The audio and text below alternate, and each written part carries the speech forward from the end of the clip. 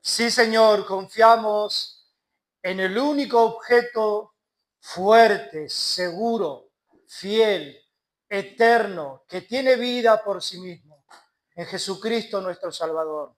No confiamos en nuestros pensamientos, en nuestra mente, no confiamos en nuestra inteligencia, ni siquiera confiamos en nuestra moral. Confiamos en Cristo. Él pagó, Él es el ancla que jamás nos soltará, que nunca nos vamos a mover. No porque lo digamos nosotros, sino porque lo dice su palabra. Y hablando de su palabra, Señor, bendice este tiempo de tu palabra. Oh Señor, toca a este humilde predicador, Señor, que tu grey, tu pueblo, pueda entender tu palabra, Señor, y que también la entienda el pastor. Señor, que todos podamos crecer juntos para tu gloria y en el nombre de Jesús. Amén. Amén, hermanos. Tomen asiento, por favor.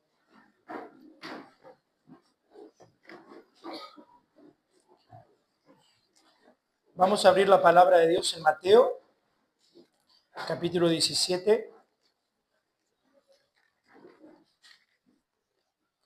Vamos a tocar un par de textos nada más.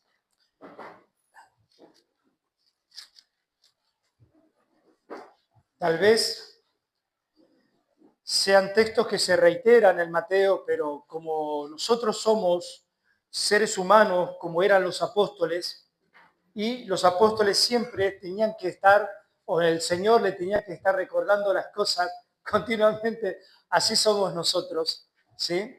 Y está bueno que podamos empezar a... Vamos al verso 22 nada más, hasta el 23.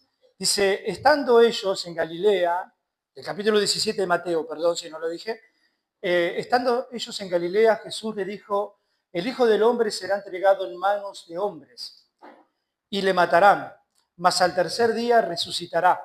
Y ellos se entristecieron en gran manera. También lo cuenta Lucas, también lo cuenta Marcos. El Marcos está un poquito más completo, pero nosotros estamos predicando a Mateo ya, como decimos casi todos los domingos, hace unos 3 años que empezamos y vamos recién por el capítulo 17. En uno de estos semanas vamos a dejar a Mateo y vamos a predicar otras cosas, pero a Mateo lo vamos a terminar si es que el Señor no viene antes a buscarnos. Amén, tiene que decir. Sangre pentecostal, ¿dónde está? Ah, no, somos bautistas. Yo me mezclo un poco. Pero igual, ¿sí? Vamos. Hermanos, esto de la muerte, esto hablar de la muerte, qué cosa, ¿no? Esto de ir a las casas fúnebres, a las despedidas de gente que ha partido de este mundo y que el cristiano tiene que estar tan empapado de estas cosas, porque el cristiano predica vida, ¿no? Lo contrario a la muerte, pero en sí también el cristiano se basa en la muerte para poder predicar vida, ¿no? Porque si no existiera la muerte, ¿qué vida podemos predicar? Es sentido común nada más. Ahora, todos los hombres o todos los seres humanos nacemos con propósito, ¿no? Generalmente todos queremos desarrollarnos, queremos crecer, estudiamos, etcétera, etcétera. Pero fíjese que Cristo, aun cuando ya estaba en el pesebre, ya es como que le hacía sombra a la cruz. Cristo nació con un propósito de morir, o sea, el único ser en la tierra que antes de todas las cosas ya estaba predestinado a que él tenía que nacer específicamente para morir. Y usted me dirá, Marcelo, todos vamos a morir, ok, pero no todos estamos predestinados a nacer con el propósito fuerte, firme de morir. Entonces, mientras todos nosotros luchamos por vivir, ¿no? O queremos aferrarnos a la vida, Cristo precisamente hizo lo contrario. Él vivió para llegar a la cruz. Él sabía que tenía que llegar a la cruz. ¿Qué cosa, no? Bueno, aquí Mateo, el contexto inmediato va a decir que en Mateo nos muestra la gloria de Cristo en la transfiguración. Se acuerda que le hemos dicho mucho, pero también Mateo quiere hacer ver la incredulidad de los apóstoles. Y eran ellos. Vieron que nosotros a veces nos machacamos un poquito y decimos, che, qué incrédulo que soy, ¿no? Pero sí, sí que el Señor está conmigo, pero los apóstoles que veían los milagros, que ellos mismos, por la autoridad de Cristo, que les había dado, hacían milagros, igual ellos eran incrédulos. De alguna manera también el Señor los quiere exhortar a los apóstoles, a nosotros que creamos, pero de otra manera también, pues sí, claro, a veces somos humanos, ¿no? A veces tenemos esas debilidades. Pero bueno, nosotros no nos quedemos con eso. No nos quedemos, bueno, el pastor dijo que somos débiles, por eso yo no tengo fe. No, no, no. La Biblia nos dice que nosotros tenemos que creer. Es por eso que el libro, el Evangelio de Mateo, muestra como a los judíos más que nada le quería mostrar que Cristo era el Mesías, pero también tiene que ver con nuestra fe. Y no es la fe que nos han enseñado, que la fe para sanar enfermos, para echar fuera demonios, es la fe para hacer la voluntad de Dios. Y si entre esa voluntad está que tengas que orar por un enfermo y se sane, gloria a Dios. Nosotros somos, la mayoría de los que están acá son cesacionistas. Uno solo dijo así. Cree que los dones fundamentales, magníficos, sobrenaturales de hecho de los apóstoles cesaron. Ahora se van 4 o 5, se van a la iglesia de la esquina. ¿Sí? No se vaya todavía, déjeme explicarlo un poquito más. Creemos que los dones cesaron. No estamos diciendo que no creemos en el Espíritu Santo, por favor. Creemos que esos milagros el Señor los reservó para ese tiempo, para que la iglesia sea conocida, para que el Evangelio sea conocido, ¿no? Ahora, yo me considero un cesacionista moderado. ¿En qué sentido? En que creo en los milagros. Usted dice, amén, ¿no? Amén. Estoy en una iglesia que el pastor cree en los milagros. Sí, hoy Dios puede emplumar tu muela. No, esa no. ¿Para qué? Anda al dentista a pagar, hermano. 70.000 pesos el platino ahí. Dios puede hacer un milagro de convertirte, Dios puede hacer un milagro de restaurar tu familia. Esos son los milagros que necesitamos hoy. El milagro de amarle a Él, de amar su palabra, de amar la iglesia. Eso es un milagro que es el milagro que más oramos, que nosotros, todos nosotros, amemos la iglesia. Nos amemos unos a otros, ¿no? A ver, entonces, acá el Señor va a mostrar la santidad del monte, la majestad del monte y la incredulidad de los apóstoles cuando no pudieron sanar a un muchacho endemoniado, un muchacho lunático. Eso es lo que quiere mostrar aquí. Nos deja esta enseñanza, ¿no? No solamente a los discípulos, sino también a nosotros. Entonces, Cristo quiere enseñar, cuando está hablando de su muerte y resurrección, que la fe no se apoya en emociones ni en ser exitosos siempre, ¿no? Jamás el éxito va a demostrar que vos tenés fe. Es más, lo que va a demostrar que vos tenés fe en las malas, cuando andás en las malas, y que vos seguís perseverando, ¿no? Seguís adorando a Dios. Entonces, en el éxito todos tenemos fe, no hay ningún problema. El tema es cuando estamos pasando un momento difícil. Entonces Cristo quiere enseñar a los apóstoles que la fe no está apoyada en las emociones ni en las circunstancias del momento, ni en tu humor, ¿sí? Ni en tu carácter, sino es Él. A Él hay que creer independientemente de lo que vos estés viviendo, de lo que vos estés sintiendo. Ay, no siento que sea del Señor. Ay, siento esto. Ay, siento que el Señor me habló. No, no tenés que sentir nada. Tenés que creer todo lo que el Señor dice. No tenés que sentir nada, tenés que creer todo lo que el Señor dice en la palabra, en su contexto, porque si la agarrás pata para arriba a la Biblia, no vas a entender nada, ¿no? Tenés que agarrarla en su contexto. Bien. Entonces, desde el capítulo 16 hasta el capítulo 17, Cristo lleva a los apóstoles y a nosotros también de lección en lección. La fe verdadera se debe confirmar en la muerte de Cristo, en la resurrección de Cristo, no solamente en una manifestación gloriosa y santa, sino realmente cuando Cristo nos presenta la cruz. La cruz para Él representa la muerte, representó. La cruz para nosotros representa abnegación, ¿no? Personas que tenemos que morir a nuestra carne y seguir viviendo. Ahora, todo lo que Cristo hace también, no lo hace solamente para ustedes y para mí. Lo hizo para su pueblo. Cristo vino a buscar a los suyos. ¿Sí? Vino a buscar a los suyos. Y los suyos lo rechazaron, ¿no?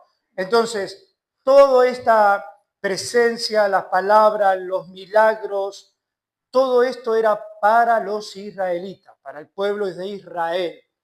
Que después ese pueblo de Israel no lo acepta, muchos otros sí. Los apóstoles eran judíos, lo aceptaron. Y este texto me gusta muchísimo, me emociona. Mateo 23, 37, donde dice, Jerusalén, Jerusalén, que matas a los profetas y apedreas a los que te son enviados. ¿Cuántas veces quise juntar a tus hijos como la gallina junta sus polluelos bajo de las alas y no quisiste o no quisiste? ¿No? Jesús vino a buscar al pueblo de Israel. El Mesías pertenecía al pueblo de Israel. No estoy haciendo apología judaica, ¿no? Es la realidad de la Biblia. Después, obviamente, los gentiles entramos, porque eso estaba profetizado también por los libros del Antiguo Testamento, que Cristo iba a tener una salvación universal, en el sentido de que todos aquellos que estaban escogidos iban a ser salvos de todas las naciones de lengua y nación. Y ahí entramos nosotros los gentiles, salvo que aquí haya un judío entre nosotros y no se ha enterado, ¿sí? O no nos hemos enterado. Bien, Jesús en Mateo, en todo el libro, habla 4 veces de su muerte profundamente, ¿no? O un poquito más, pero yo busqué 4 nada más. En el capítulo 12, en el capítulo 16, en este capítulo 17 y en el capítulo 20. Es más, en uno de los textos él compara a Jonás, así como Jonás estuvo 3 días en el vientre, en el pez, así es necesario que el Hijo del Hombre también, pero siempre cuando habla de la muerte en la cruz, siempre habla de la resurrección. Nunca habla separado, nunca habla de una cosa de la otra, siempre es así, ¿no? Y dice el verso 22 del capítulo 17 de Mateo, estando ellos en Galilea, Jesús le dijo, el Hijo del Hombre será entregado en manos de los hombres, no de hombres.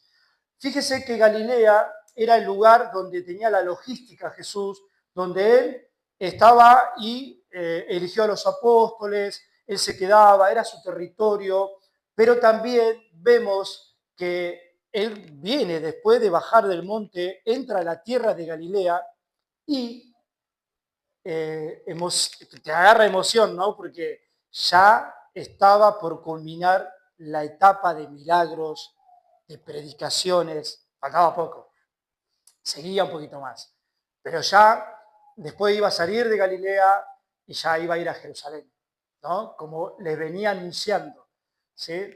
Yo recuerdo, y discúlpeme si parece muy superficial lo que voy a decir, pero conozco una historia que a una hija, la madre le decía que se iba a morir todo el tiempo. No, vivió hasta los 90 años, no se moría nunca la señora, ¿no? Pero esto de que tu padre, no sé si a vos te pasó, ¿no? Tu padre para hacerte mal dice, yo me voy a morir y vos vas a llorar, ¿no? Es recordar una muerte, o sea, que el Señor diga que se iba a morir, que lo iban a matar es fuerte, hermano. No nos hagamos nosotros los espirituales porque los apóstoles se entristecían, dice que se pusieron tristes en gran manera. Y nosotros en ese lugar, en ese momento, con la poco entendimiento que tenían los apóstoles, nosotros estaríamos llorando, ¿no? Pero es cruel decir a los hijos que uno se va a morir, ¿no? Deje que pase el tiempo. Yo creo que el hombre, el ser humano, está preparado para la muerte, porque cuando ya vive tantos años, en un sentido común, que una persona nace, vive y vive por lo menos 70, 80 años y muere, uno se va preparando porque ya está cansado de vivir algunas veces, ¿no? Acá no hay ninguno grande, pero la verdad es esa, ¿no?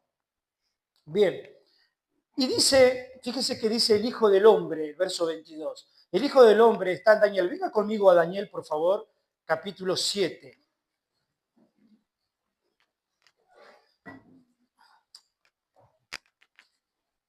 Daniel, capítulo 7. Qué mal, hermano, con este. Dice, verso 13. ¿No está el matrimonio Núñez hoy? No.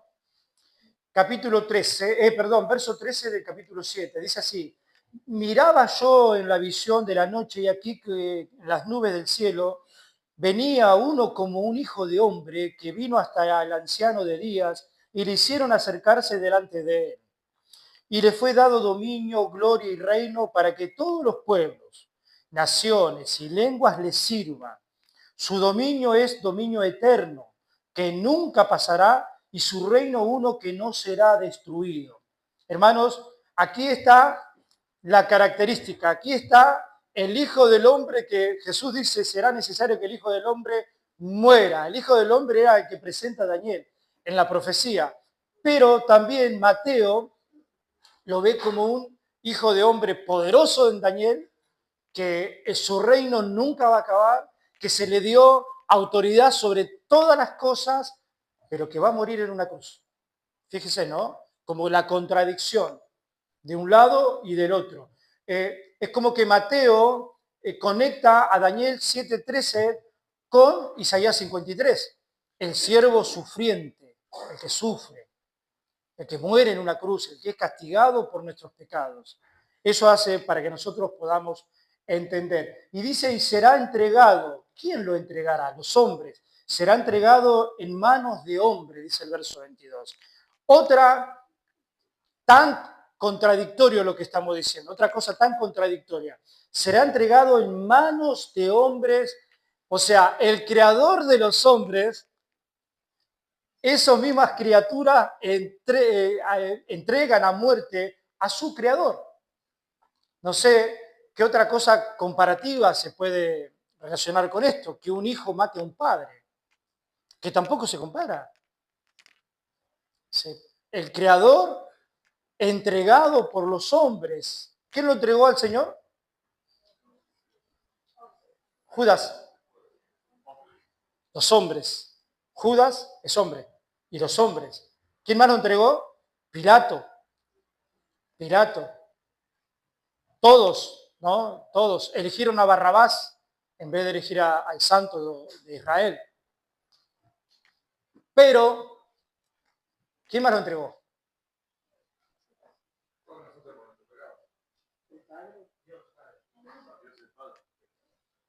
Dios el Padre. Esto yo lo descubrí hace 14 años cuando escuché a Paul Washer por primera vez. Yo no lo sabía. Y yo tengo 37 años de cristiano. Y yo no lo sabía. Hay mucha gente que viene a la sana doctrina y cuando escucha esto se horroriza. Dice, ¿cómo que el Padre entregó al Hijo? ¿Cómo que el Padre hizo semejante cosa? Por eso el gran texto de Juan 3:16. Porque de tal manera amó Dios al mundo. ¿De qué manera? De la manera que nadie puede amar. Aquel que es capaz de amar a alguien y entregar su hijo, ese ama mucho. Abraham estaba dispuesto a entregar a Isaac. Él lo entregó, hizo todo, pero Abraham tenía fe en Dios y sabía que Dios le había dicho que su descendencia sería como la estrella de los cielos y la arena del mar. Entonces Abraham dice, yo lo entrego, él me dijo que va a ser mi sentencia, pero si lo mata acá, lo mato acá, ¿cómo? Entonces yo tengo fe que no va a pasar eso. Pero Dios entregó a su hijo.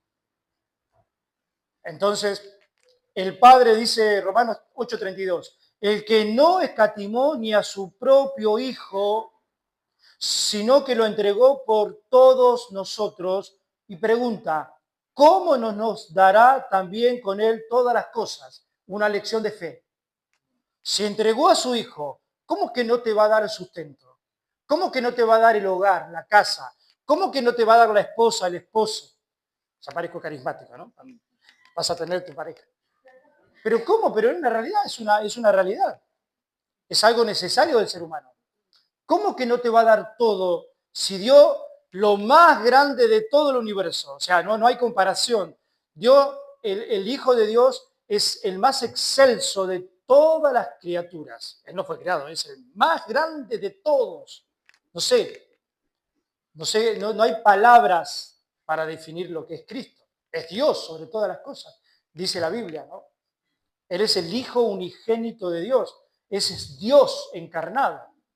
A él nunca lo crearon, él siempre existió. Él es sacerdote del orden de Melquisedec. Sus días no tuvo principio en días, dice, ¿no? Hebreos, y tampoco tuvo fin. Esto dice Romanos, y Hechos 2:23 dice este texto, por favor, anótenlo los que tienen a este, hablando de Cristo, Hechos 2:23, perdón, entregado por el determinado consejo y anticipado conocimiento de Dios, prendisteis y matasteis por manos de inicuos crucificándole. ¿Se da cuenta? ¿Pero qué dice? ¿Por qué lo mataron? Sí, el hombre lo entregó, pero ¿quién lo entregó? ¿Quién también estaba ahí? Por el determinado consejo anticipado y conocimiento de Dios, el Padre. Ustedes saben que una vez un patrón que yo tenía, yo nunca había hablado mucho del Evangelio con él, nunca había hablado de teología, menos que el Padre había entregado a su Hijo, no sé. Y yo le dije algo del Evangelio y me dijo, yo no creo en un Padre que entrega a su Hijo. Me asombró que tenga esa declaración. Yo no creo en un Dios, así dijo, yo no creo en un Dios que entrega a su Hijo. No puedo creer. Digo, porque no podés ver el amor. No podés ver el amor del Padre para con nosotros. Porque el Padre lo entregó sabiendo que después iba a resucitar. No quedemos como los apóstoles, ¿no? En la tristeza de un padre déspota que da a su hijo por miserables pecadores como yo. No, no. El Padre amó. El dolor del Padre es porque el Hijo iba a sufrir la cruz en la carne, pero más iba a sufrir en la ausencia de la relación con el Padre que era desde la eternidad. O sea, que iba a sufrir en la carne e iba a sufrir en el espíritu, en el alma. Entonces, aquí vemos dos verdades juntas, ¿no? La responsabilidad humana lo entregó, pero también la soberanía de Dios. Los hombres actuaron pecaminosamente, como siempre actuamos los hombres, pero Dios, ¿qué estaba haciendo, mis hermanos? Por gloria a Dios, llevando a cabo el plan que muchos judíos no entendían, porque no entendían la Torá, no entendían al Mesías. Dios estaba entregando a su Hijo porque estaba llevando a cabo el plan que fue escrito desde antes de la fundación del mundo. Eso lo dice Apocalipsis, capítulo 13, verso 8, o capítulo 8, verso 13, no, puede ser al revés. En manos de hombres, este contraste no injusto. Dice Filipenses 2:8, estando en la condición de hombre, se humilló a sí mismo, haciéndose obediente hasta la muerte y muerte de cruz. Obediente hasta la muerte y muerte de cruz. Y lo matarán. Esta expresión que cometió el hombre, y porque como dijo Adrián, los cometimos todos porque él murió por nuestros pecados. Si usted y yo no hubiese pecado, no tendría que haber muerto. O sea que de una manera nosotros somos culpables de la muerte de Cristo. Eso lo dijo el apóstol Pedro en la sublime predicación de Hechos capítulo 2. Dice, ustedes crucificaron al Mesías, ustedes lo mataron. Y se compungieron de corazón. Y dijo, varones hermanos, ¿qué haremos? Arrepiéntanse, bautícense en el nombre de Jesucristo y sus pecados les serán perdonados. Y ahí hubo un avivamiento donde anteriormente había habido lenguas que eran idiomas, que predicaban el Evangelio y la gloria a Dios. Entonces, aquí está la expresión máxima de la depravación humana, matar al inocente por excelencia. Acá no hay ningún inocente, todos hemos quebrantado alguna ley de Dios. Yo te digo, ¿mataste a alguien una vez? Sí, apuñalada, sí. No, no. Ya veo que alguien dice que... Ay, ¿qué pasó, hermano? Sí, pero lo mataste con la espada de tu boca, como dice, ¿no? Lo criticaste, lo ninguneaste, lo rebajaste. Le dijiste fatuo, como dice el Sermón del Monte, y dijiste tarado, estúpido. ¿Sí? Lo mataste, pecaste contra Dios, hermano. Todos hemos pecado, todos hemos quebrantado, si no todas las leyes de Dios, espiritualmente hablando, ¿no? No matamos a nadie con la mano, pero lo matamos de corazón y tantas otras cosas. La expresión más clara de la maldad humana, de la depravación total del humano. Dice Hechos 3:14, pero vosotros negasteis al santo y al justo y pediste que se os diese un homicida, Barrabás. Reproche de Dios. Qué feo cuando Dios te reprocha. Pero ustedes negaron al santo y justo y le dieron depravación humana y le dieron oportunidad a un pendenciero, homicida, asesino, malviviente. Ustedes critican a su hermano en Cristo y se llevan bien con la familia mundana. Se sienten más contentos con la familia mundana que con los cristianos. Es algo parecido, relacionado. A mí me pasó por muchos años, hasta que maduré. Ahora, ¿sabe qué me pasa? Me llevo bien con usted y con la familia mundana. Y lo amo a usted y amo a la familia mundana. Y estoy con usted y estoy con la familia mundana. Se puede hacer las dos cosas. Se puede amar a todos. Pero yo sé que hay personas que todavía no han madurado que les gusta estar mucho con su familia. Y está muy bien que esté, pero no mucho.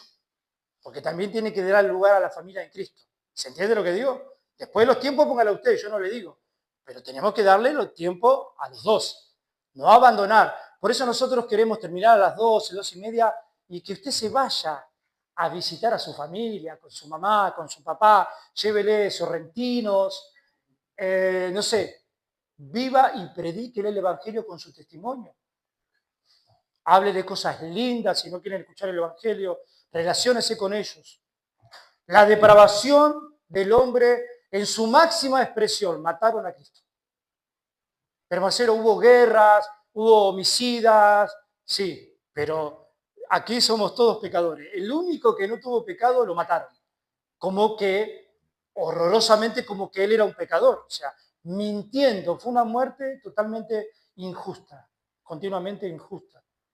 Entonces, como Cristo dice, y le matarán, ¿sí? Él está, el verso 23, y le matarán. Es como profecías que se van a cumplir. Estaba antes de la fundación del mundo, hecho, ¿no? Él tiene control sobre todas las cosas y también tiene control sobre su vida, porque dice, venga conmigo, Juan 10, 17.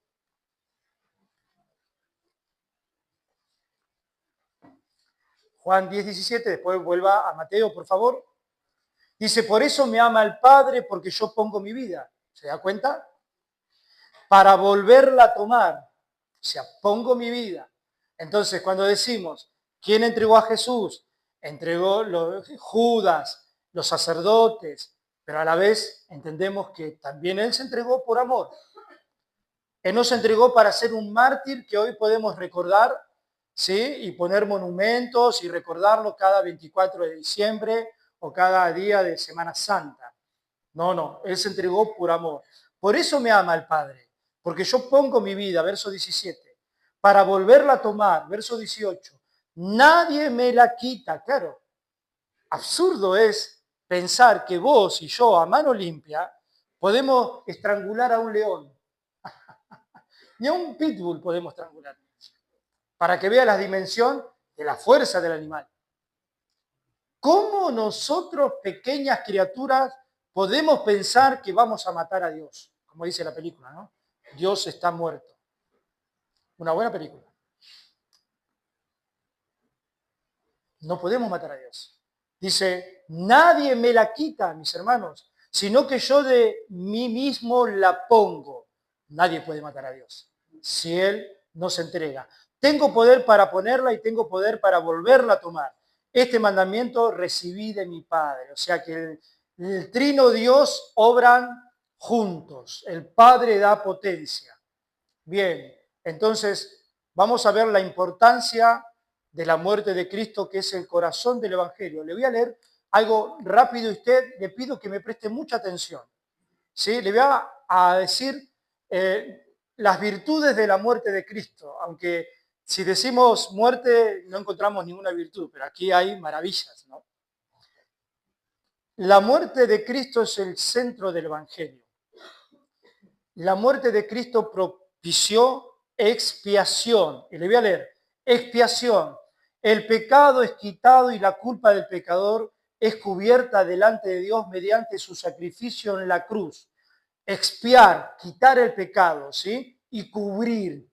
Sustitución provocó la muerte de Cristo. Cristo tomó el lugar del pecador, tomar lugar, sustituir, llevando sobre sí el castigo que nosotros merecíamos para que nosotros recibiéramos su justicia. ¿Se da cuenta de lo que significa sustitución? Él tomó nuestro lugar, pero no nos dejó desamparados, sino que nos dio de su justicia a través de nuestra fe. Nosotros tenemos fe en Él y nos apropiamos de la justicia que Él cumplió en su vida. Propiciación, eso era sustitución. Ahora, propiciación, satisfacción. Satisface completamente la ira de Dios contra el pecado. La ira justa de Dios, Él en su muerte hizo eso. ¿Se da cuenta cuántas cosas hizo en su muerte Jesús? Y mucho más. Reconciliación, restaura la relación rota entre el hombre o entre el Dios santo y el hombre pecador, trayendo paz con Dios. Hay un himno que dice, Él es mi paz, ha quitado todos mis temores, Él es mi paz. Sí, hay que cantarlos, hermanos, acuérdense. Ha quitado todos mis temores. ¿Cuál es el temor del hombre? ¿Saben cuál es el temor del hombre? ¿Temor al león? ¿No? El temor que tiene enraizado el hombre es que no está en paz con Dios. Por eso abundan los temores. Usted me dice, Marcelo, ¿vos sos temeroso? Yo soy temeroso. Sí, yo tengo temores. No es que vamos a ser perfectos. Pero ya no tengo el temor a la muerte. Ya no estoy sugestionado con la muerte. ¿Qué me va a pasar si me muero? O la muerte de mis seres queridos. Ya sé que es voluntad de Dios y que Dios es bueno. Y que Él va a saber hacer las cosas con mis seres queridos cuando partan. Yo oro para que se salven, les predico el Evangelio. Pero Dios es bueno. ¿Usted se ha puesto a pensar en eso? Dios no es un Dios déspota. No es un carnicero que anda queriendo que la gente se muera y que no manchen su justicia y que Él es orgulloso y soberbio. No. Dios es bueno. Miren qué bueno que entregó a su Hijo. Por eso confiemos en Dios. Descansemos en Él. Tenemos que perder el miedo a Él. Dice redención. Fuimos comprados y liberados de la esclavitud. O sea, la redención es dejar a un esclavo libre. Vos en tu vida, cuando te convertiste, tenés que sentir esta sensación, pequeñísima aunque sea. Yo era esclavo del pecado. Ahora no, tengo poder sobre el pecado. Ya no me domina como antes. Eso provocó la muerte de Cristo a beneficio tuyo y mío. Y tantas otras cosas más. Y dice, la palabra dice de Dios, y verso 23, al tercer día resucitará. Decíamos, Jesús siempre habla de las dos cosas, ¿no? Tiene que morir, pero también va a resucitar. Y esa resurrección es la que valida su identidad. Él era verdaderamente, ¿no? Alguien que clamó así, ¿no? Verdaderamente, este era el Hijo de Dios. Las piedras se quebraron cuando murió Cristo. Hubo un terremoto, el cielo oscureció, el velo del templo se rasgó en dos. El lugar santísimo quedó desvelado. Él nos quitó la venda que nosotros teníamos del pecado. Él nos dio la luz. Él es la luz. Entonces, hermanos, la resurrección de Cristo nos va a dar a entender que Él derrota la muerte, que Él derrota el pecado y que el Padre recibe su sacrificio como olor grato y fragante a Él. ¿Y nosotros quién es el que sale beneficiado? Nosotros. No vuelva atrás, hermano. Hay otro himno que dice, no vuelva atrás. No vuelva atrás. Vaya para adelante, mira al Señor.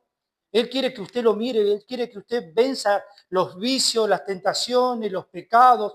Sabemos que perfecto no vamos a hacer, eso lo sabemos, pero no lo ponga como excusa, ¿no? Cuando usted peca, dice, claro, perfecto no soy, y peca.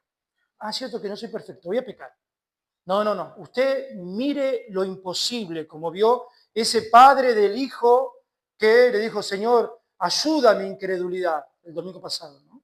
Ayuda a mi incredulidad. ¿Crees? Sí, creo, ayuda a mi incredulidad. Vamos, los jóvenes, por favor, los jóvenes no crea que usted no tiene edad para ser pastor, para ministrar a su familia, para educar a sus niños. No crea eso. Usted crea que Dios lo llamó para ser un hombre hecho y derecho. Tenga fe, quítese la mente, someta los pensamientos a la autoridad de Cristo, como dice 2 Corintios capítulo 7. someta los pensamientos. Dice Hechos 2:24, al cual Dios levantó, ¿se da cuenta? Suelto los dolores de la muerte, por cuanto era imposible que fuese retenido por ella.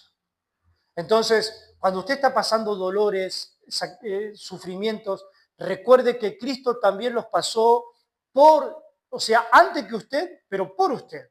Usted pasa dolores, como yo, por mi pecado, porque mi cuerpo se va deteriorando. ¿Sí? La presión alta, el colesterol, la diabetes y todo lo que tiene que ver, el reumatismo, la artritis, todo lo que tiene que ver es porque mi pecado.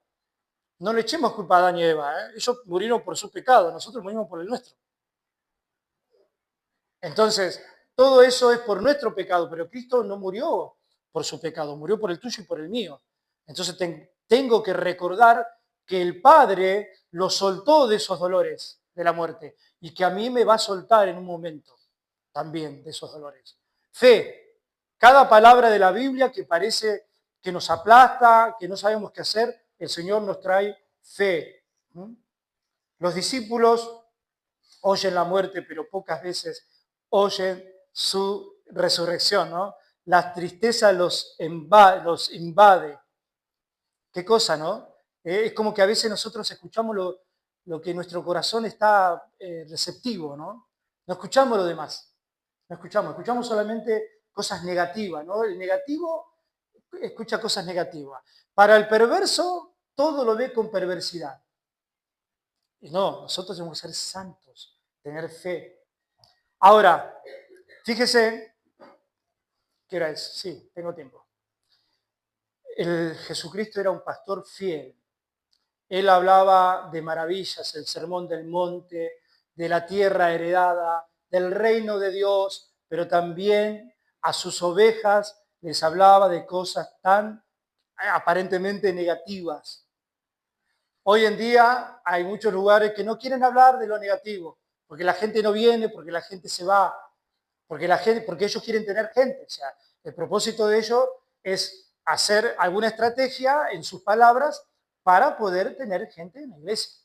Eso es. Nosotros queremos tener gente en la iglesia, pero no está arriba de la lista tener gente en la iglesia, de verdad. No lo decimos porque somos guapos y nos hacemos los buenos. Lo decimos porque la Biblia lo dice. Nosotros, la Biblia nos dice, nunca dice la Biblia cuántos miembros tenemos que tener, dice que prediquemos el Evangelio. Entonces, hoy hablan de bienestar, de éxito. Jesús no hablaba solamente de eso. Hablaba de cosas lindas, pero también hablaba de la muerte, de la resurrección, del sufrimiento. Hablaba de la cruz, del pecado, del arrepentimiento y del costo de seguirle. El que quiere venir en pos de mí, niéguese a sí mismo. Tome su cruz y sígame. Y sígame. Qué raro, ¿me lo apagas? Así que también tiene que pensar que el ministerio de Jesús para con sus discípulos fue muy intenso. Sus discípulos podían pasar del monte de la transfiguración a una fuerte reprensión, ¿no? Cuando no podían sanar o no podían liberar a esa persona. Usted diría, qué bueno habéis estado que Jesús sea mi pastor, que yo sea no sé, yo no, de verdad, hermano, entre usted y yo no diga nada, yo no, yo me conformo con que usted sea mi pastor. Los discípulos pasaban de un momento emocional glorioso a una reprensión vergonzosa delante de todos. O sea, la vida del cristiano es así, mis hermanos. Si usted me dice, Marcelo, a mí nunca me exhortaron, ¿pasa algo ahí, hermanos? Ahí, Mirta, pasa algo. Ahí pasa, Jero. ¿Qué pasa que la iglesia no está funcionando bien? Si a vos nunca te exhortaron con amor, con respeto, exhortaciones, la iglesia no está funcionando, porque a mí sí me exhortan. Yo soy el único que lo exhortan, que soy el hijo de la pavota. No, si a vos no te exhortan alguna vez en la vida, no digo que te exhorten toda la semana, es porque vos sos un ser perfecto. Y todos sabemos que vos no sos un ser perfecto. Y que yo tampoco, es más, menos. Entonces, los apóstoles vivían esto, ¿no? Vivían en el cielo y vivían en la exhortación avergonzante que el Señor, ¿hasta cuándo es de soportar? ¿Hasta cuándo estaré con vosotros soportándolos? La palabra del Señor que la pronunció varias veces, hombres de poca fe. Jesús no estaba formando discípulos de élite, discípulos confortables, cómodos. Él estaba formando verdaderos discípulos. Y todo verdadero discípulo tiene que pasar por el fuego, por la prueba, por la exhortación, por la disciplina. ¿Habrá alguien que no fue disciplinado? Sí, José, Daniel, los profetas, ¿no? Pero nosotros todos tenemos que pasar un momento así, porque no somos perfectos. Y si no estamos suministrando una exhortación, una disciplina, una charla, una consejería bíblica para acomodarnos, es que la iglesia está fallando. Y hermanos, yo no soy la iglesia solamente. No me dé toda la responsabilidad a mí. Yo no tengo, como la rueda de Ezequiel, tantos ojos. Tengo dos nomás. Y cada vez veo menos. O sea que usted es responsable de su hermano. Usted no tiene que ser como Caín, tiene que ser lo contrario. Caín dijo, ¿acaso soy guarda de mi hermano? Sí, Caín, ¿que no te habías dado cuenta? Caín, no tenías que matar a tu hermano, tenías que ayudarlo. Mi hermano, vos sí ves a un hermano pecando, ves a un hermano que no crece, ves a un hermano que no se congrega, ves a un hermano que está en la carne, vos y no le haces nada, sos como Caín, lo estás matando. Dejás que agonice y muera. Entonces, dice, bueno, hoy hay muchos cristianos, ¿no? Con esa comodidad, no quieren esfuerzo. Yo había puesto, pero lo borré. Cuando llueve no quieren venir, cuando hace frío no quieren venir, cuando hace mucho calor no quieren venir.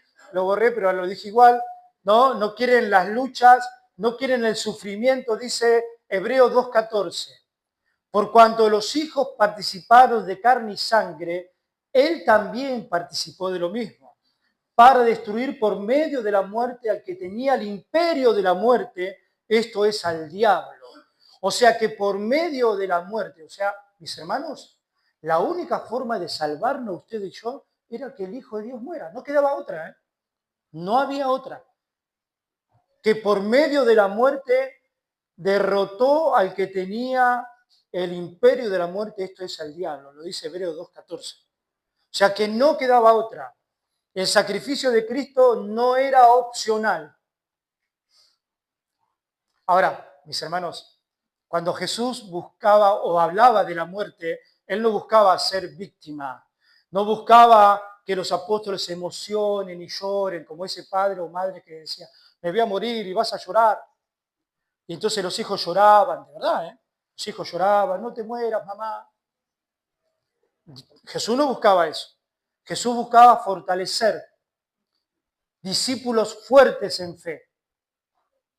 Él sabía que iba a resucitar, él sabía que los iba a fortalecer, él buscaba que los discípulos no solo vivieran en los milagros, sino que también sepa vivir en fe en momentos difíciles de la vida. Que también, mis hermanos, a todo nos va a pasar. Si ya no te pasó a vos, seguramente que sí. Cristo no quería aplausos humanos para obedecer al Padre, ¿no? Hoy nosotros, a veces, si hacemos algo, queremos que todos se enteren, ¿no? Che, pero nadie se enteró que yo hice esto para la iglesia. Que todos se enteren, ¿no? Cristo no quería reconocimientos. Él quería adorar al Padre. Dice, ¿por qué he descendido del cielo no para hacer mi voluntad, sino la voluntad del que me envió? Juan 6:3. El cristiano no quiere sufrir, pero el cristiano está llamado a sufrir. Qué predicación más negativa, ¿no? No es muy popular. El cristiano, así como su Salvador sufrió, el cristiano también, escuchen, no es voluntad de Dios que el cristiano sufra, porque Dios no puede tener pensamientos malos, pero sí Dios permite, porque cuando el cristiano sufre, el cristiano crece. Cuando tal vez las personas que no son cristianas sufren, tal vez se vuelven más malos, más rencorosos, tienen más amargura. Pero el cristiano cuando sufre, crece. ¿Sí? Así que usted no llame el sufrimiento, pero es la vida, es lo normal. El cristiano va a tener que sufrir. Ahora, el cristiano lo ve, el cristiano a veces puede sufrir un poco más que el mundano, porque cuando el mundano sufre, se la agarra con alguien, despotrica, insulta, se va de vacaciones, no sé, hace algo para olvidarse de esas cosas. El cristiano no hace esas cosas, sino que entiende que Dios lo permitió. El otro, el que no es cristiano, dice, qué injusta que la vida. El cristiano no. El cristiano dice, el mundano dice, ¿por qué a mí? ¿Por qué a mí? El cristiano dice, ¿y por qué a mí no? Porque yo tengo la naturaleza, mi cuerpo es igual que el cuerpo de una persona que no es cristiana. Entonces dice Filipenses 1:29, porque a vosotros os he concedido a causa de Cristo, usted lo sabe, ¿no?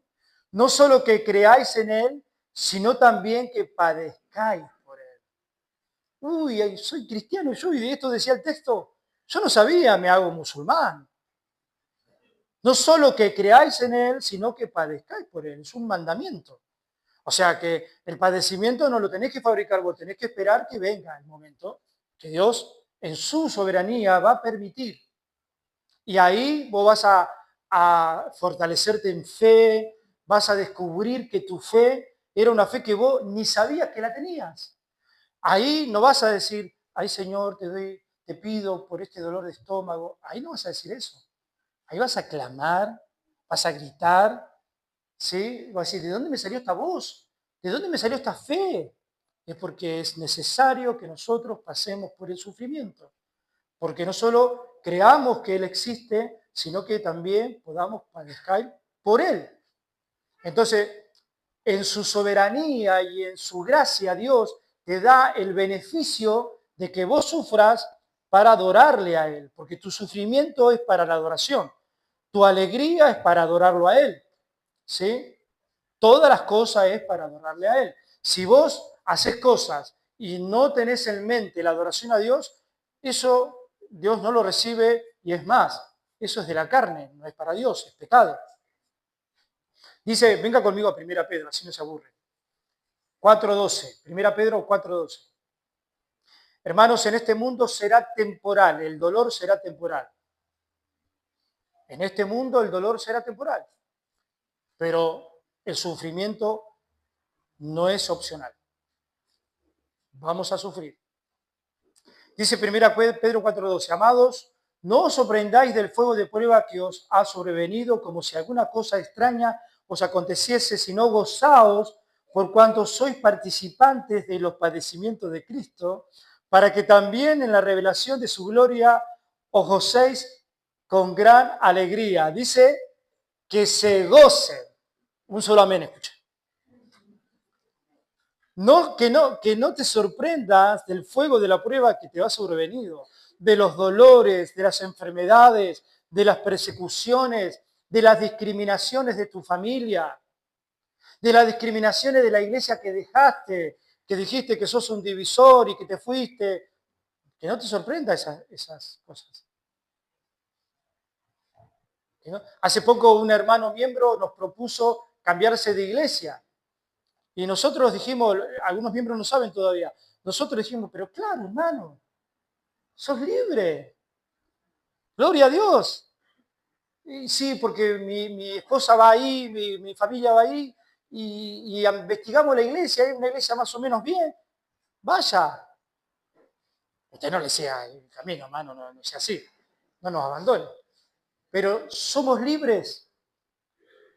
Hermanos, nosotros somos libres, no libres para pecar, no libres para ofender, no libres para despreciar al hermano.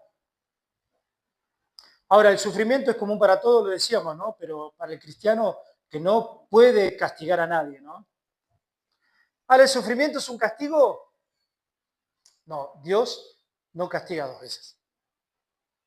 Para salvarte hubo un solo castigo, que fue a Jesús, no a vos.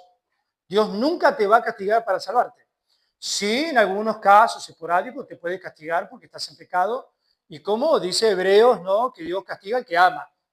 Porque si te ama, por eso yo decía, ¿no? Es raro que a usted nunca le dieron chachar la cola, que nunca el pastor, que nunca un hermano en Cristo lo exhortó, va a decir, hermano, vamos, despertate, hermano. ¿Qué estás haciendo? Vamos, hermano, hace años que estás en la iglesia, vamos, que tenés ministerio. Vamos, servir al Señor, ¿qué te pasa? ¿Por qué esa apatía espiritual? Vamos. Ahora, no es un castigo ni porque somos pecadores, ni por fracaso, tampoco es una disciplina diseñada para que nosotros nos enderecemos también, aunque sí, cariñosamente a veces sí. No es por causa, no sé, de un sufrimiento casual. Uy, casualmente sufrí porque el Señor estaba atendiendo a un ángel y no se dio cuenta que yo estaba sufriendo. No, tampoco, ¿sí? No es eso. Es que el pecado nos va a causar aflicciones y que Dios usa el sufrimiento para hacernos crecer también. Así como su Hijo tuvo que aprender obediencia, creo que lo borré a ese texto, pero lo dice Hebreos. Hebreos dice que Cristo tuvo que aprender obediencia, nosotros también. Dice 2 Timoteo 3:12, y en verdad todos los que quieren vivir piadosamente en Cristo Jesús serán perseguidos. Hechos 14:22. Es necesario que a través de muchas tribulaciones, mis hermanos, entremos en el reino de Dios. O sea que, ¿para qué el Señor quería que nosotros, terminamos con esto, ¿para qué el Señor quería que nosotros, que los apóstoles tuvieran fe? Porque se venían todos estos sufrimientos. Hermanos, ¿para qué nosotros predicamos la palabra de Dios? Para fortalecernos en fe, porque cuando todo está bien, no es que no necesitemos la fe, pero estamos bien, no nos acordamos mucho.